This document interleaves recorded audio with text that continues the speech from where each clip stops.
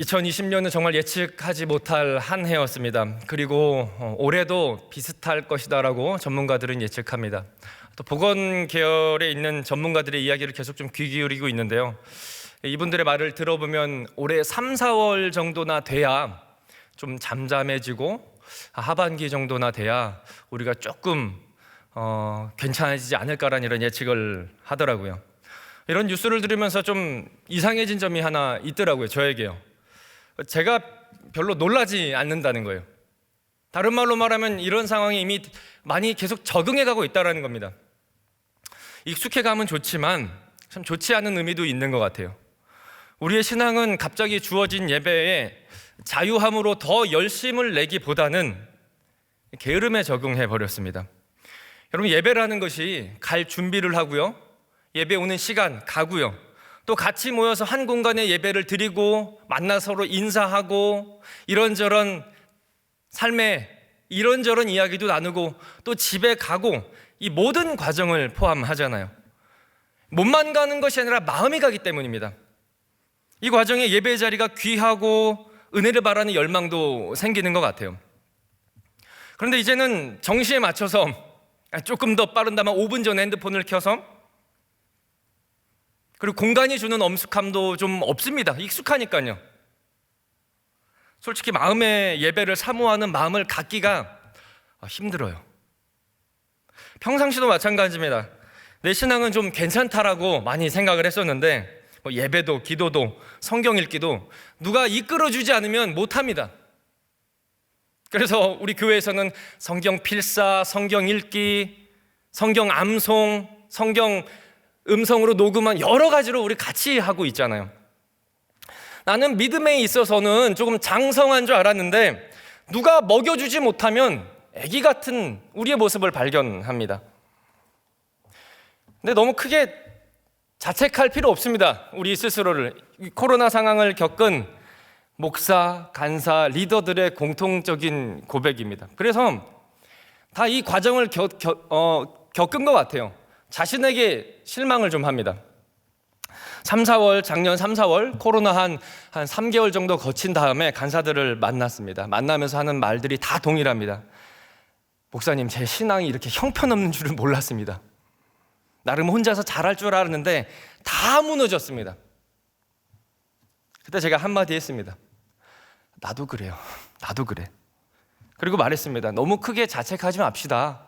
이게 우리의 민낯 아닙니까? 우리가 화장기로 가려놓은 내 민낯이요, 그동안은 수많은 종교적인 화려한 행동, 여러적인 활동으로 인해서 좀 가려놨던 건데 이제 드러난 내 민낯인 거죠. 하나님 앞에 선 단독자로의 내 모습이요. 근데 거기서 여러분 회복이 일어나지 않겠습니까? 진정한 내 초라함을 볼 때 회복이 일어나잖아요. 오늘 저는 여러분과 베드로를 좀 살펴보려고 합니다. 베드로와 예수님께서 마지막 만났던 그 장면입니다. 좀 편할 거예요. 왜냐하면 나랑 닮은 곳이 너무 많기 때문이에요. 저는 성경 인물 중에 베드로를 좋아합니다. 대신 사도 바울은 별로 좋아하지 않습니다. 왜냐하면 사도 바울은 너무 커요. 넘사벽이라 그러죠. 너무 비교하면 되게 위축만 들어요. 그런데 베드로는 좀 편해요. 계속 실패하거든요. 그래서 베드로가 좀 좋습니다. 여러분, 베드로가 예수님을 처음 따랐을 때 고기를 잡다 예수님을 불려가잖아요. 베드로는 철저하게 욕망이 가득한 사람이었습니다. 철저하게 욕망이 가득한 사람이요. 마치 우리처럼요. 예수님 믿으면 이것도 잘 돼요, 저것도 잘 돼요, 병고침도 받아요, 건강해져요, 자녀들도 잘 되고요, 대학도 잘 가요, 공부도 잘 되고, 취업도 잘 되고, 연애도 잘 돼요, 결혼도 잘 돼요. 여러분, 처음 교회 오셨을 때 순수하게 오셨나요? 나 잘 되려고 왔잖아요. 이런저런 소리, 예수 믿으면 잘 된다. 그 다음에 설교를 듣고 신앙생활 하면서 성령께 이렇게 저렇게 한 방 맞은 다음에 그 다음에 복음의 진리를 알았잖아요. 여러분, 우리 예전에 꿍꿍이 다 있습니다. 그리고 지금도 그 꿍꿍이를 조금 남겨두고 있습니다. 베드로도 마찬가지였습니다. 저 사람 따라가면은 배는 굶지 않겠다. 저 사람 따라가면 내 말년은 편하겠다. 예수님의 수제자였으니 하나님 나라가 이 땅에 임하면 최소한 2인자 자리는 할 수 있을 거 아니에요. 여러분, 마가복음 8장, 9장, 10장에는 예수님 순환의 사면타가 나옵니다. 여러분, 외우기 쉽습니다. 마가복음 8장, 9장, 10장 절수도 비슷해요. 31절에 32절 사면타 예수님의 순환 선언이요. 그 첫 장면이 8장에서 예수님께서 첫 순환 예고를 합니다. 31절인데요. 우리 한번 같이 읽어보겠습니다. 시작. 인자가 많은 고난을 받고 장로들과 대제사장들과 서기관들에게 버림받아 죽임을 당하고 사흘 만에 살아나야 할 것을 비로소 그들에게 가르치시되, 예수님이 첫 순환 예고를 합니다. 그러자 베드로가 바로 반박을 합니다. 32절에 이렇게 이야기를 합니다. 베드로가 예수를 붙들고 항변하매. 여러분, 여기서 항변하다라는 말이 바로 뒤에 나오는 예수님께서 베드로를 꾸짖다라고 했을 때 동일한 말이에요. 그러니까 베드로가 예수님을 꾸짖은 겁니다. 뭐 이런 거죠. 선생님, 나약한 소리 하지 마세요. 지금 뭐 하시는 겁니까? 꾸짖은 겁니다. 여러분, 베드로가 성공하려면 예수님이 죽이면 안 됩니다. 이 말을 듣고 예수님도 베드로를 꾸짖죠. 우리 33절입니다. 33절 같이 한번 읽겠습니다. 시작. 사탄아, 내 뒤로 물러가라. 내가 하나님의 일을 생각하지 아니하고 도리어 사람의 일을 생각하는도다. 예수님께서도 꾸짖어요. 근데 여러분, 베드로가 이 가혹한 꾸짖음을 듣고 어떻게 생각했을까요? 성경에는 안 나와요. 베드로가 내가 뭘 잘못했지? 내가 어떤 말 실수했지? 내가 뭐가 마음에 좀 불순한 생각이 있었을까? 곰곰이 생각하고 반성했을까요? 저는 아닌 것 같아요. 왜냐하면 베드로는 성공하려고 예수님 따라왔거든요. 그리고 여러분, 예수님께서 베드로를 꾸짖는 사탄이라는 이 단어는 그냥 좀 기분이 나빴다고, 야 이 녀석아, 야 이놈아, 이 바보 같은 놈아, 이런 정도의 수준이 아닙니다. 여러분, 유대인들에게 사탄은 고소자이며 하나님의 백성을 대적하는 강력한 원수예요. 그래서 수많은 유대 문헌을 살펴보면 인간의 모든 악을 부추기는 그 근원에는 귀신들의 왕 사탄이 있었다라고 이야기를 합니다. 그런데 베드로에게 사탄아 물러가라고 이야기를 합니다. 베드로에게 대답하면서. 여러분, 이 말을 들은 베드로의 반응은 성경에는 안 나와요. 그런데 여러분, 그냥 가볍게 생각하면 그냥 최소한 궁시렁대지 않았을까요? 아니면 아닌 거지, 사탄이라고 할 것까지는 없잖아요. 아무리 가까운 사람이라도 부모도 이런 얘기 안 하고 하는데 사탄은 좀 그렇잖아요. 내가 당신에게 해준 게 얼마만큼인데 사탄은 좀 너무하지 않나요? 여러분, 복음서에 나오는 베드로는요, 아직 예수님을 모릅니다. 깨닫지 못해요. 그래서 예수님께서 감람산에 기도하러 갈 때 베드로와 제자들은 계속 자잖아요. 깨워도 계속 자요. 모르니까요. 마음 충분히 상했을 겁니다. 그런데 또 쫓아가요. 왜요? 그래도 성공해야 되니까. 그리고 최종적으로 예수님이 잡히실 때 베드로가 어떻게 합니까?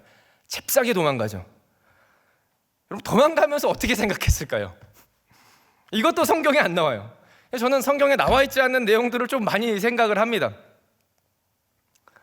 그럼 생각은 했을 거 아니에요? 그냥 아무 생각 없이 도망갔을까요? 근데 앞전에 설명한 베드로의 모습을 좀 추적하면서 추측을 하는 거죠. 이 정도는 가능할 것 같아요. 이제 도망가는 겁니다. 달려서 어두우니까 아무것도 보이지 않아요. 그런데 익숙한 길이니까 그냥 본능적으로 도망갑니다. 망했다, 폭망했다, 3년 투자했는데 건진 거 아무것도 없다. 욕을 했을까요? 안 했을까요? 저는 했을 것 같아요. 아직 성령 받기 전이고 깨닫기 전이잖아요. 아이씨, 이러쿵저러쿵. 베드로가 좀 만만하죠. 베드로가 참 좋아요. 그리고 갈라디아에서 보면 베드로는 이 바울에게 또 지적을 받고, 바울에게 한 소리 듣잖아요. 외식하는 자들과 유대에서 사람들이 오자 베드로는 이방인들과 식사를 하다가 예루살렘에 사람들이 온다는 말고 슬그머니 피합니다. 위선자가 된 거죠. 그것을 바울은 강력하게 비난하고 비판합니다. 베드로는 참 그래서 좋아요. 만만합니다. 그래서 저는 우리가 살핀 이 장면에서 베드로를 좀 다시 보기 시작했습니다. 그리고 오늘 말씀은 베드로가 예수님께서 잡히시고 몰래 따라가는 장면이죠. 저는 여기서 그냥 가장 크게 감동을 받아요. 여러분, 베드로는 그래도 나중에라도 쫓아가잖아요. 다른 제자들은 온데간데 없는데 그래도 베드로는 쫓아가잖아요. 여러분, 처음에 정신없이 도망갔을 겁니다. 잡히면 예수님과 엮여서 죽을 수도 있습니다. 여러분, 누가복음에 보면 예수님을 잡을 때 바리새인들과 사두개인 그리고 누가 같이 왔냐면 성전 경비대장들이 같이 왔습니다. 성전을 지키는 군인들이 같이 왔다고요. 여러분, 이들이 왔다라는 것은 단순한 연행이 아니에요. 단순한 불신검문이 아닙니다. 당시 로마가 식민 통치를 할 때 가장 크게 염두에 뒀던 것은 뭐냐면 식민지의 안정입니다. 잡음이 일어나지 않는 거예요. 그래서 로마가 통치관, 집정관들을 파견할 때 가장 먼저 이들에게 명령한 것은 아무 일이 일어나지 않게 해라. 다른 거 다 괜찮아. 반란만 일어나지 않게 해라. 그래서 가장 한편으로 가혹하게 처벌했던 것이 반란이었습니다. 반란의 형벌은 십자가형이요. 가차없이 모두 십자가에 매달았습니다. 유대 문헌들을 살펴보면 반란자들이 300명이다. 300명들을 다 길가에 십자가에 못 박힙니다. 보라는 거죠. 십자가불은 그래서 로마에서 내리는 정치적인 형벌이었습니다. 보여주는 효과예요. 너희들도 혼란스럽게 하면 이렇게 죽여버린다. 그래서 여러분, 후에 예수님과 함께 십자가에 달린 자들은 그냥 우리가 생각하는 도둑, 강도가 아니라 정치범들, 레지스탕스, 해방투사들이었습니다.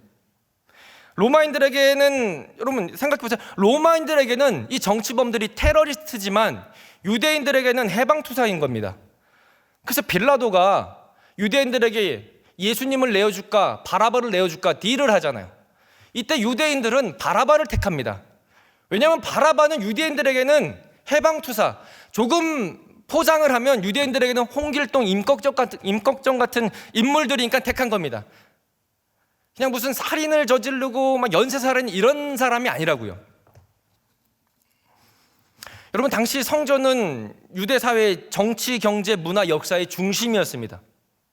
신앙만 있는 것이 아니라 엄청난 자본과 권력이 유통되던 곳이었습니다. 그래서 빌라도와 같은 로마의 대리 통치자들은 이 성전을 이용을 합니다.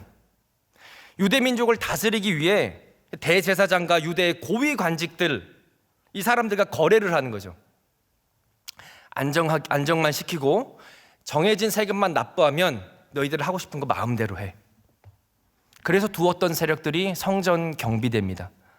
이들은 유대인들이 예배 잘 드리기 위해서 배치된 그냥 안내 요원들이 아니고 혹시 모를 소란과 반란을 진압하기 위해 배치된 사설 경호원들이었습니다. 그러니까 이들이 예수님을 잡으러 왔다라는 것은 예수를 폭도의 수장으로 봤다는 겁니다. 폭도의 수장과 같이 있다 잡히면 여러분 그냥 십자가 형벌입니다. 베드로도 알고 있었습니다. 그러니까 정신없이 도망간 거죠. 어느 담벼락 밑에서 숨을 고르고 있었겠죠. 근데 그때 뭐가 마음을 좀 움직인 것 같아요. 미안하기도 하고. 베드로는 자신만만하게 예수님 죽을 때 내가 먼저 죽겠습니다라고 외쳤잖아요. 또 궁금하기도 했을 거예요. 어떻게 될까? 어떻게 될까? 혹시나 하늘에서 엄청난 불이 내려와가지고 그냥 그 순간에 역전시켜버리지 않을까? 이 생각은 모르겠어요. 하지만 엄청난 위험을 무릅쓰고 대제사장 집으로 갑니다. 여러분, 저는 이 정도 마음만 저에게 좀 계속 있었으면 좋겠어요. 다른 제자들은 온데간데 없는데 베드로는 갔잖아요. 다 실패합니다. 근데 베드로는 다시 가잖아요. 두렵지 않았을까요? 처음에는 형편없이 무너졌는데 그래도 꾸역꾸역 가잖아요. 사랑하는 성도 여러분, 여러분 스스로에게 높은 점수를 줄 필요가 없습니다. 성경은 기껏 해봐야 우리를 죄인이라고 이야기를 합니다. 너가 아무리 잘나봤자 창세기부터 요한계시록까지 넌 죄인이다라고 이야기를 합니다. 여러분, 죄인에게 필요한 건 뭡니까? 예수 그리스도잖아요. 그래서 수많은 역사에서, 기독교 역사 수많은 믿음의 선배들이 내린 가장 큰 결정은 나는 죄인입니다, 그래서 예수님이 필요합니다라는 신앙 고백이었습니다. 여러분, 죄인이 어떻게 하나님께 자랑합니까? 사도 바울도 얘기하잖아요. 자랑하는 자는 주 안에서 자랑하라. 이 말은 자랑할 게 없다라는 겁니다. 대제사장 집에서 사람들이 모여 불을 쬐고 있습니다. 그때 한 사람이 베드로를 알아보잖아요. 야, 너 예수님의 제자지? 베드로가 놀랍니다. 여기서 또 베드로에게 익숙한 나의 모습이 나와요. 아닌데요. 여러분 좀 보세요. 여기서 좀 이 성경이 되게 은혜롭고 감동스럽게 조금 더 만든다면, 너 예수님의 제자지라고 물었을 때 베드로가 퍽떡 차고 일어나서 맞다! 내가 예수님의 수제자 베드로다. 주는 그리스도시요 살아계신 하나님의 아들이다 외쳤으면 여러분 박수가 나오죠. 와, 역시 베드로다. 한 번은 넘어지지만 두 번은 넘어지지 않아. 아멘, 할렐루야. 아주 은혜롭죠.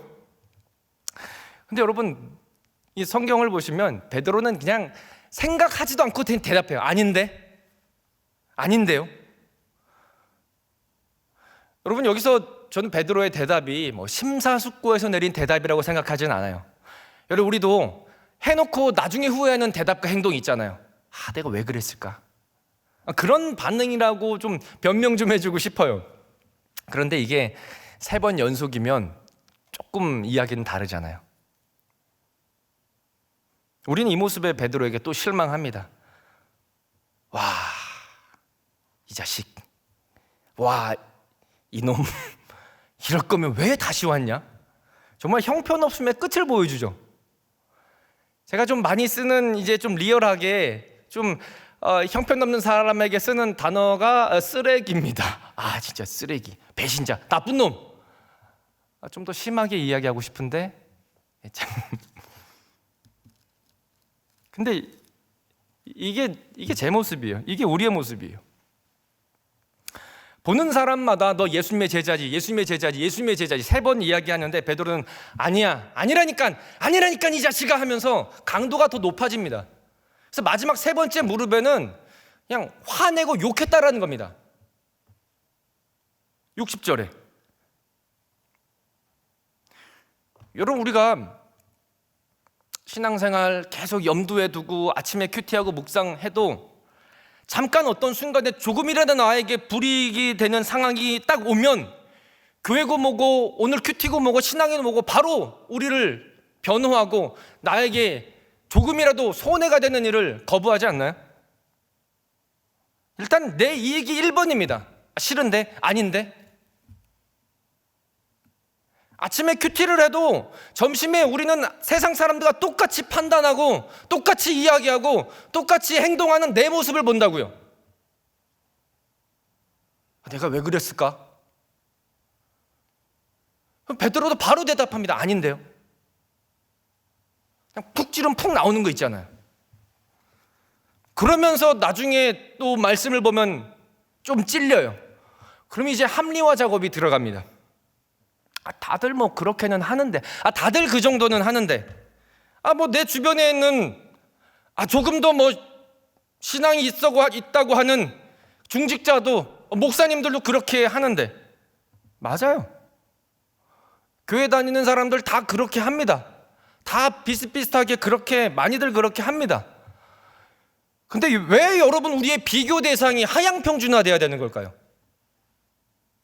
옷과 가방과 차, 좋은 브랜드, 이런 거 좋은 브랜드와 비교하면서 내가 갖고 싶어하는 거, 원하는 건 좋은 것하고 비교하면서 왜 신앙은 하향평준화하면서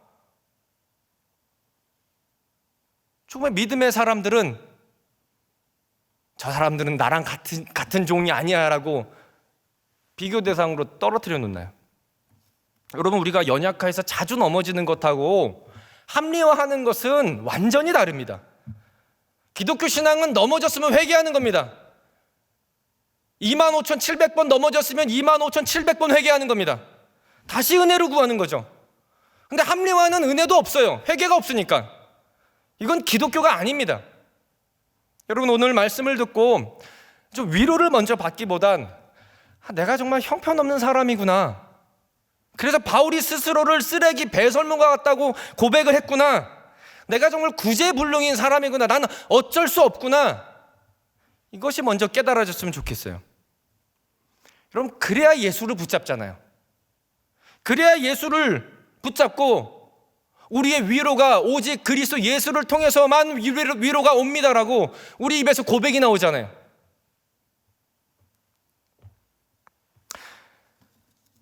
다시 말씀을 보겠습니다. 61절입니다. 여러분, 이 장면이 좀 독특한 건요, 예수님께서 이 대제사장 집에서 신문 받는 장면은 사복음서에 다 나와요. 마태, 마가, 누가, 요한이요. 근데 61절에 이 상반절은 누가복음에만 기록이 되어 있습니다. 이렇게 기록이 됩니다. 주께서 돌이켜 베드로를 보시니 눈이 마주쳐요. 그래서 설교를 준비하면서 여기서 계속 이상하게, 안 그러려고 그러는데 계속 이상하게 송골매 노래가 생각나더라고요.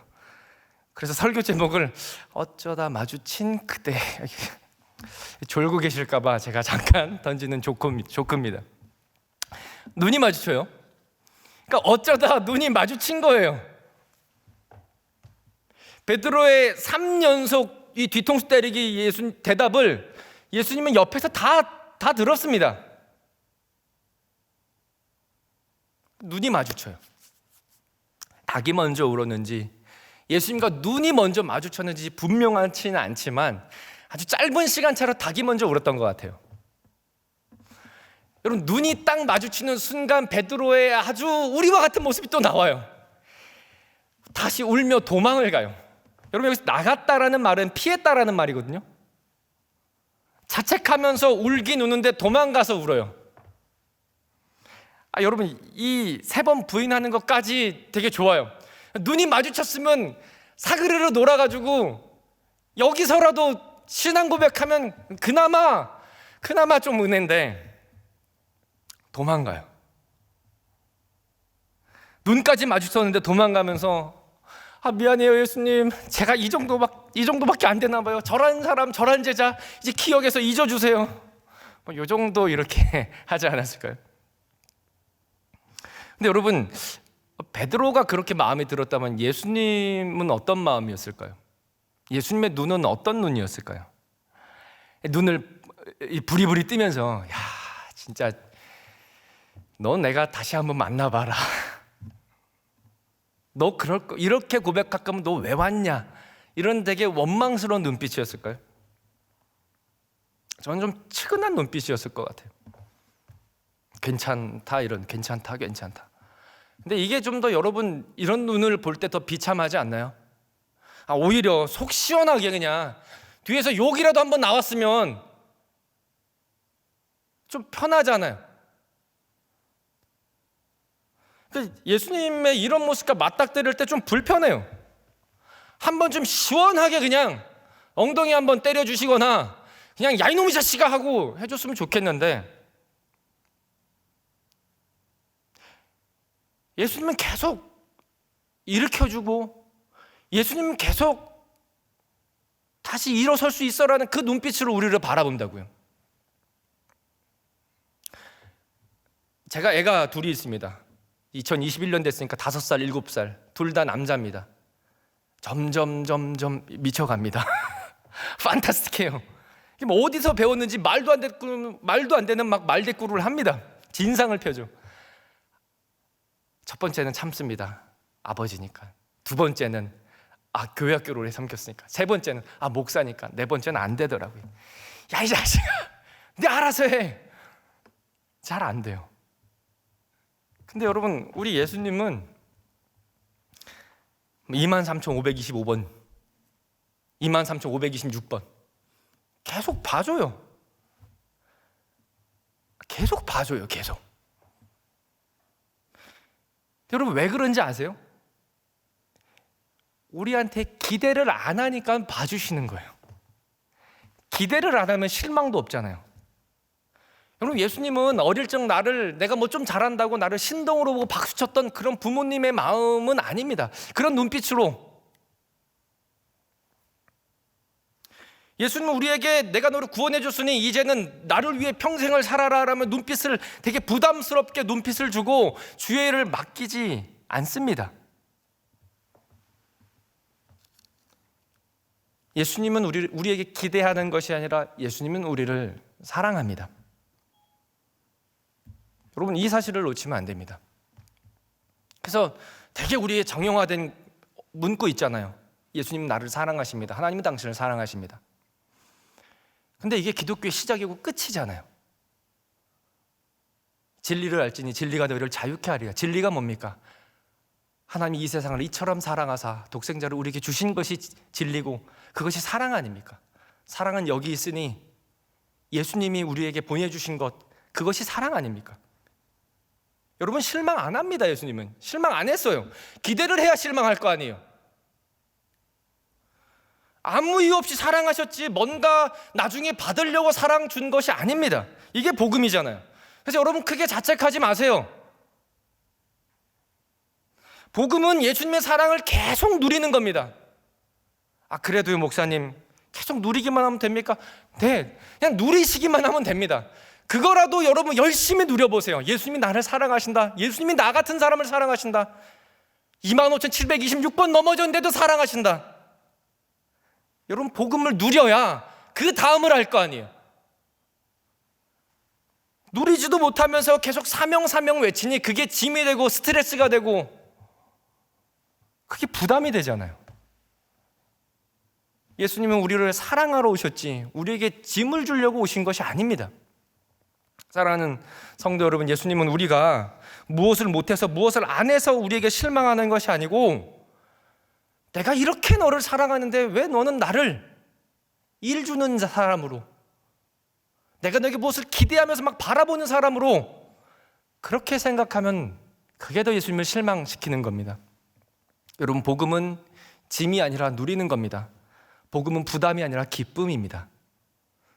예수님께서 우리를 향한 마음은요, 우리에게 바라보시는 눈빛은 뭐 초신자만 사랑의 눈빛이고 직분자 신앙생활 10년 하면 이제 막 기대하는 눈빛, 그게 아니고요, 처음과 끝까지 동일한 사랑의 눈빛입니다. 예수님은 우리가 신앙생활 뭐 50년 해도 우리에게 뭐 기대 안 하신다니까요. 너 신앙생활 60년 했으니까 이제 이 정도는 해야지. 아니요, 예수님의 사랑만 알면 됩니다.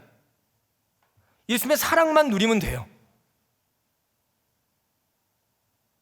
여러분, 복음을 누리시고 사랑을 누리세요. 누리면 드러납니다. 이 드러나는 게 열매잖아요. 그러니까 우리는 자랑할 게 없습니다. 예수님이 우리에게 기대 안 합니다.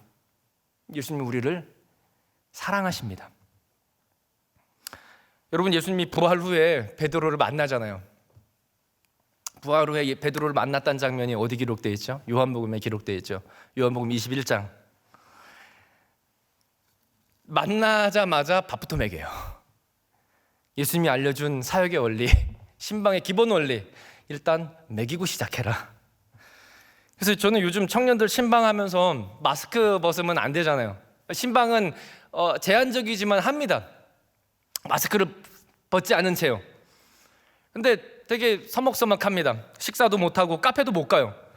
그래서 제가 어떻게 우리 청년들을 좀 위로하고 좀 그래도 기분이 좋아질까 하다가 제가 애정하는 밀키트를 생각을 했습니다.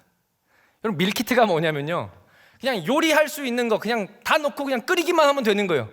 라면 끓일 수 있으면 다 할 수 있는 것, 집에 가스만 있으면 할 수 있는 것.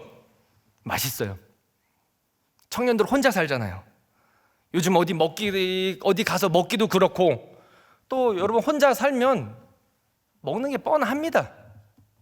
그래서 뭐 파스타, 찜닭, 스테이크, 밀키트 등을 사서 이제 가서 청년들에게 주고 와요. 근데 갈 때 밀키트 한 손에, 그리고 이쪽에는 3.1교회 복음 3종 세트, 큐티책, 말씀 카드, 달력 딱 들고 갑니다. 근데 이 중에서 은혜는 이 밀키트에서 받더라고요, 얘네들이. 그래서 다시 한번 깨닫습니다. 신방의 시작은 먹는 거구나. 그래서 예수님도 베드로를 먹이고 시작을 합니다. 밥을 다 먹었습니다. 요한복음 21장에 보면 밥을 다 먹어요. 완전 어색했겠죠. 밥 딱 먹고 저 같으면 물어보고 싶었어요. 저 같으면 물어볼 것 같아요. 너 봤냐 안 봤냐? 솔직히 너 내 놈 봤지? 왜 피했냐? 네가 내 제자야? 미쳤어? 왜 그랬어? 저라면 그러고 정말 물어보고 싶어요. 근데 예수님께서는 밥 먹인 다음에 이 말을 합니다. 너 나 사랑하냐? 나를 사랑하냐라고 3번을 물어요.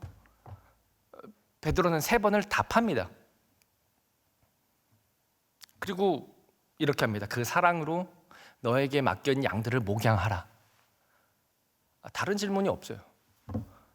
사랑하냐면 그거로 끝난 겁니다. 그냥 기대하지 말고 사랑해라. 그 사랑으로 서로 돌보고 위로하라는 거예요. 여러분, 이것이 예수님께서 우리를 바라보는 눈이고, 이것이 예수님께서 지금도 내가 신앙생활 20년, 30년, 아니 50년, 60년 했어도 변하지 않은 예수님의 눈빛입니다. 2020년 정말 모든 게 무너지고 신앙의 어린아이가 같을지라도 내가 많은 실망시켰다고 생각해도 예수님의 눈빛은 변하지 않았다니까요. 예수님은 우리의 부끄럽고 형편없는 모습을 들춰서 공개망신 안 시킵니다.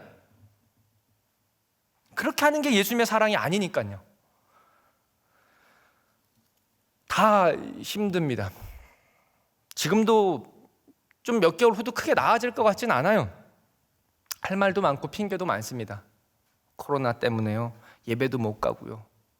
코로나 때문에요. 사람도 못 만나고 공동체도 못 하고요. 코로나 때문에 사업이 너무너무 힘들어져가지고 신앙생활 할 마음도 안 들어요. 예배 말씀도 안 들어와요. 맞습니다. 맞고 예수님 다 알고 계십니다. 근데 예수님은 그것에 대해서 뭐라고 하지 않아요. 됐다. 지금 너 나 사랑하냐? 나 그거 그렇게 신경 안 쓴다. 여러분, 예수님께서는 우리의 핑계를 들으려고 이 시간 우리를 찾아오지 않습니다. 내가 얼마나 너희들을 사랑하는지 알고 있냐, 그 눈빛을 전해주기 위해 예배의 말씀으로 찾아오시거든요. 그럴 때 여러분, 우리는요, 예수님 사랑합니다, 이 대답 하나면 됩니다. 사랑하는 성도 여러분, 실패해도 너무 거기에 빠져서 자책할 필요 없어요. 예배의 자리로 오는 걸 두려워하지 마세요. 2021년 지난 열흘 지났잖아요. 한 3-4번 다 실패했을 거예요. 괜찮아요. 다시 시작입니다. 매일매일. 하나님은 살아계신 하나님이시니까요. 현재의 하나님이시니까요. 대답을 여러분 스스로가 내리지 마세요. 우리는 대답을 낼 수 있는 존재가 아닙니다. 그래서 하나님께서 예수님 보내주셨잖아요. 질문을 예수님께 쓰면 대답은 예수님께 들어야죠. 예수님은 우리를 사랑한다라고 대답을 하십니다. 사람에게도 너무 크게 기대하지 말고요. 우리 그냥 사랑합시다. 누구 때문에 아니요. 이 쉬는 동안, 보지 못하는 동안 우리 이거 많이 생각합시다. 내가 너무 좀 그 사람 때문에 그 사람 미워하는 거 아닌가? 좀 섭섭해한 거 아닌가?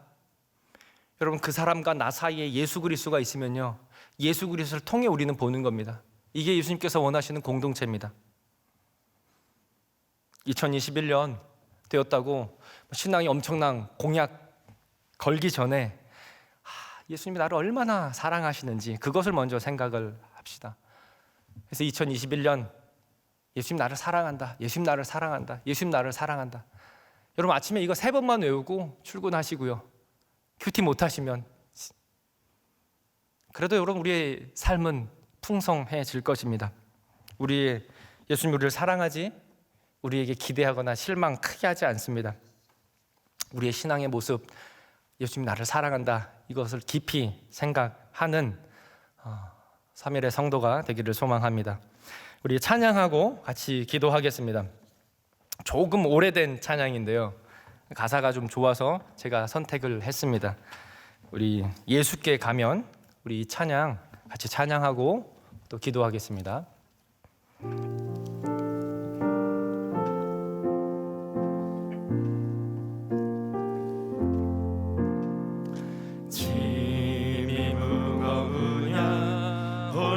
지고 가기에 험한 데로 갈까 두렵지는 않느냐. 온갖 일에 매여 고달프지 않느냐. 주가 도우시리 요청만 하면. 우리 기도를 언제 어디나 들으시며 큰 사랑으로 감싸주시고 동행하니. 내가 실망할 때 기억해야 할 것은 예수께 가면 주네. 한 번 더 찬양합니다. 짐이 무거우냐 홀로 지고 가기에 험한 데로 갈까 두렵지는 않느냐. 온갖 길에 매여 고달프지 않느냐. 주가 도우시리 요청만 하면. 우리 기도를 언제 어디나 들으시며 큰 사랑으로 감싸주시고 동행하니. 내가 실망할 때 기억해야 할 것은 예수께 가면 주 내게 오시리. 너 예수께 조용히 나가 내 모든 짐 내려놓고 주 십자가 사랑을 입어 죄사함을 너 받으라. 주 예수께 조용히 나가 내 마음을 쏟아놓으라. 늘은 미리 보시는 주님 그 은혜를 베푸시리. 우리 말씀 생각하면서 우리 함께 기도하겠습니다. 함께 기도합시다. 사랑이 많으신 하나님 아버지, 오늘 또 우리 예수님이 우리를 얼마나 사랑하시는지, 그 예수님이 우리를 생각한 그 처음 마음과 사랑의 마음을 묵상을 하고 말씀